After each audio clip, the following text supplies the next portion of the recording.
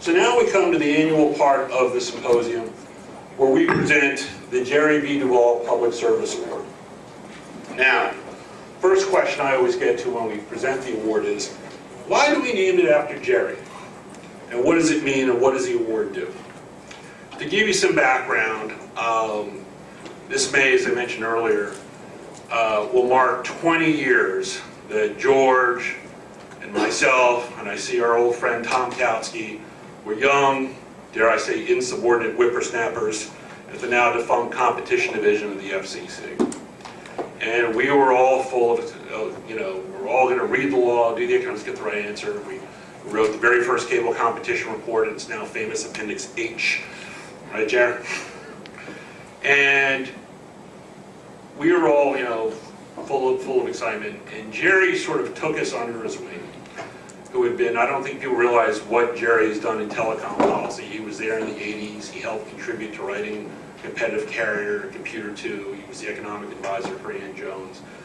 And this was an absolute wellspring of institutional information. And George and myself and Tom, and Jeff Laney's not here right now, were like, teach us more. And Jerry actually used to drive me home every day. And I got a real lesson about what this business is. And Jerry would teach us as we would start writing up draft orders, and he would pull out his red pen and admonish us. And he taught us the way to do the public's business.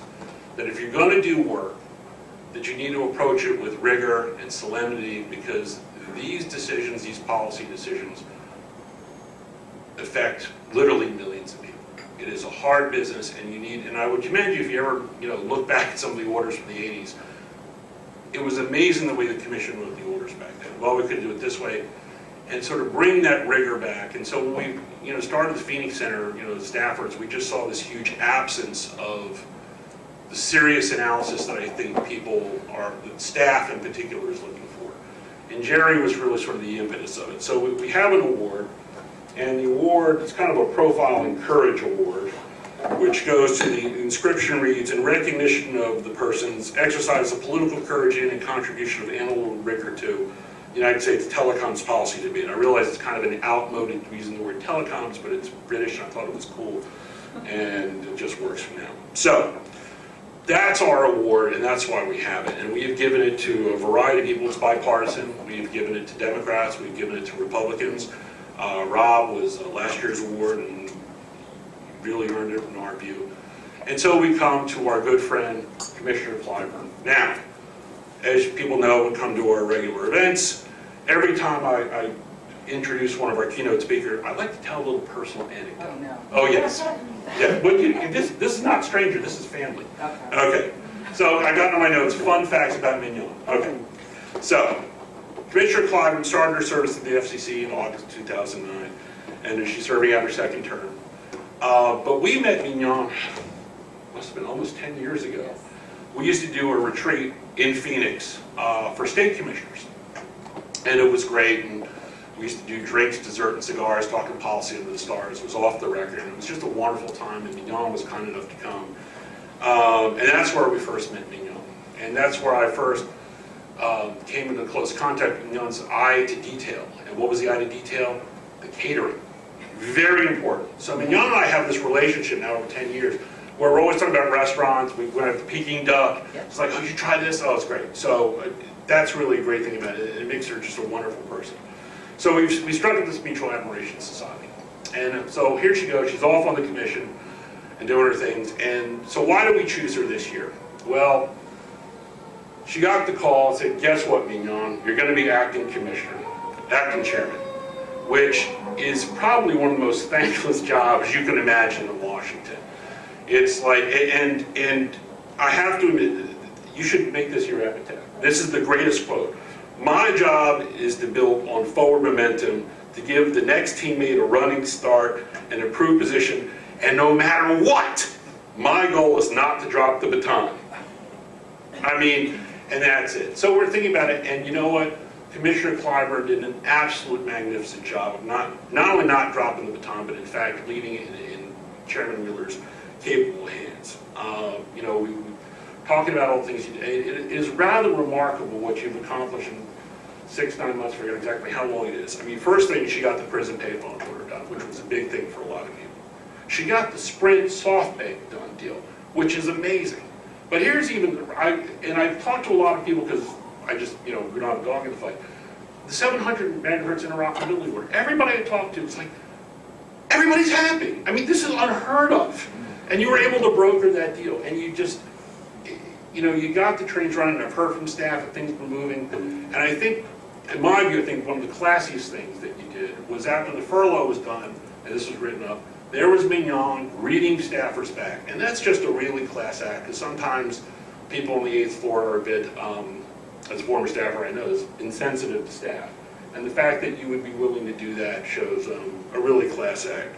So we have decided, given this incredible yeoman's work and all the efforts that you've done, that you are the perfect recipient for this year's Duvall Award. So for all the reasons I've just articulated, ladies and gentlemen, Commissioner Clyburn and our recipient of the 2013 Duvall Award.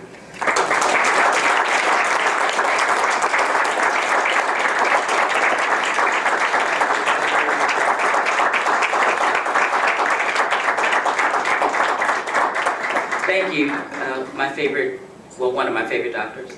Good afternoon, everyone. Larry, Dr. Spivak, thank you very much for that generous introduction and letting everybody know that I've got this thing for food. I appreciate that. You could probably, I know, good food.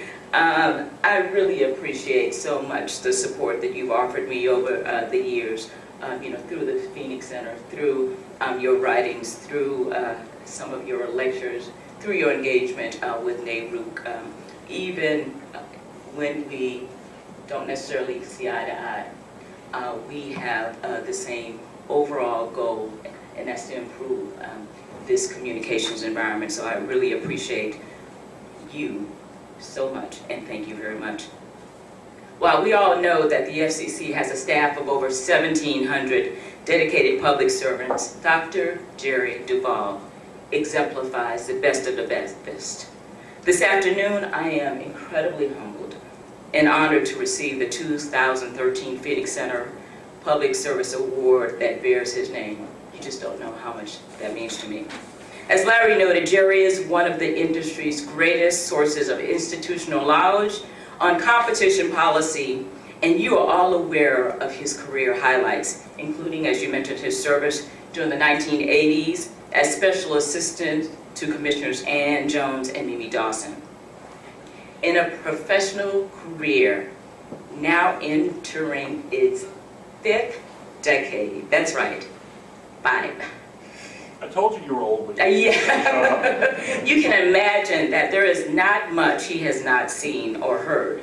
But Jerry's contributions go well beyond rigorous and brilliant economic analysis. As Senior Advisor to the International Bureau Chief for Economic Analysis, he is an exemplary role model, mentor, and teacher for us all. And if that were not enough, he is the president of the FCC band and plays a mean guitar. Larry was kind enough to highlight some of the actions taken during my tenure as acting chair, and while I remain very proud of them, I recognize that the main reason we were able to accomplish so much in less than 6 months was because of the hard work and dedication of more than 1,700 outstanding public servants. In addition to, as you mentioned, reaching a voluntary interoperability solution in the 700 megahertz band, the launching of the proceeding to modernize E-rate and adopting orders on inmate calling and roll call completion. The FCC also adopted a declaratory ruling on CPNI data to better protect consumer data on mobile devices, improve the service for those with speech disabilities to communicate through telephone networks, and empower those with disabilities by enabling and implementing the CBAA. We also enabled the H-block spectrum auction and the AWS-3 proposal to take major steps forward on government and commercial spectrum sharing and move forward on the special access data collection. We also adopted the first broadband deployment data collection with reforms to the FCC's Form 477, as you mentioned, approved the SoftBank Sprint Clearwire merger, say that 3 times, took significant steps with the Connect America Fund to extend broadband for all Americans with the second phase of CAF Phase 1, and made progress with the cost model and implementation of Phase 2.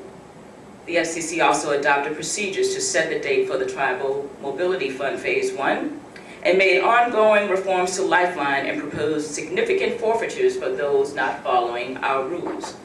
All told, during that time period, we adopted and released over 2,500 items. Naturally, much of the progress made over those 5.5 months or so, they remained under the radar, so to speak, yet they were so incredibly significant. They were designed in large part, if I were to sum it up, to close outstanding, long-standing divides which languished in one case for well over a decade. And it also highlighted some of the challenges and exciting opportunities which remain. During the previous panel, you witnessed a rather lively exchange on defining the FCC roles in the 21st century, which include views of my friends, including former colleague Rob McDowell, who I miss very, very much, and former broadband director Blair Levin, and of course former Commissioner Jonathan Adelstein. The discussion, of course, will continue on the FCC's role as the industry undergoes technological changes, often referred to as IP transition, which promises great potential for new and exciting services. These innovations stand to benefit all consumers, especially those with disabilities, and the resulting new technologies are expected to deliver higher quality service and higher capacity broadband. IP-based networks should also make it easier to deploy feature-rich next-generation 911 systems. But while I remain as excited as all of you these days, no amount of realized or expected change will ever alter my commitment to preserve and advance the core values reflected in the Communications Act, to promote competition, protect consumers, advance universal service, and promote resilient and robust public safety networks. These 4 principles are firmly set, even when a switch is upgraded from TDM or if a copper wire is replaced with fiber. For technological transitions, along with their challenges and opportunities, are not new to any of us. They have been occurring continuously throughout the last century. We started with manual switches in the 1920s, migrated to automatic switches in the 1940s, made a segue to digital switches in the 1970s, and more recently, of course, upgrades to IP switches. As these transitions occurred, our role, our obligation at the FCC has remained constant, even when our policies change to reflect the times. So yes, I do believe that the Commission must continue to re-examine current and legacy regulations, for I fully realize that it is the duty of the FCC to ensure that our policies must continue to advance our core goals while simultaneously promoting investment to expedite transitions and spawn new and innovative services. So I applaud Chairman Wheeler for announcing that we will be evaluating technology transition trials and look forward to reviewing his proposals. And as we move forward, I will remain keenly focused on how or if any proposed changes and trials will impact our core goals. This morning's panel also noted that the Commission must also develop spectrum management policies to ensure that the wireless industry keeps pace with the nation's explosive demand for mobile broadband services. The voluntary incentive auction proceeding receives much of the attention these days because it will be the first of its kind in the world, but it is not by far the only innovative spectrum proposal pending before this agency. We will continue to promote new strategies to use spectrum more efficiently and are promoting innovative ways to share licensed spectrum such as facilitating small cell technology in the 3.5 gigahertz band. However, the FCC's wireless agenda remains focused not just on licensed, but also on unlicensed spectrum. Building on our TV White Spaces order, we launched a proceeding in December to spur greater use of unlicensed spectrum in the 5 gigahertz band, and I will continue to seek and support innovative ways to promote unlicensed spectrum use. But as I take my seat, ladies and gentlemen, allow me to once again thank the Phoenix Institute and Dr. Spivak, Larry, for his tremendous support and this incredible honor to receive an award named for an outstanding public servant who continues to challenge and inspire us. He doesn't drive me home, but he continues to inspire. I know, we'll work on that. And he never fails to remind us that we must always ask two fundamental questions when it comes to any decision making or any policy engagement. Why does it matter? And is it the right thing to do? Dr. Duvall, you inspire me to do more. You motivate me to be more courageous. And I vow to you, to this institute, and the American people, that I will hold fast to the principles which I trust will one day make me worthy of the award that bears your name. Thank you so very much.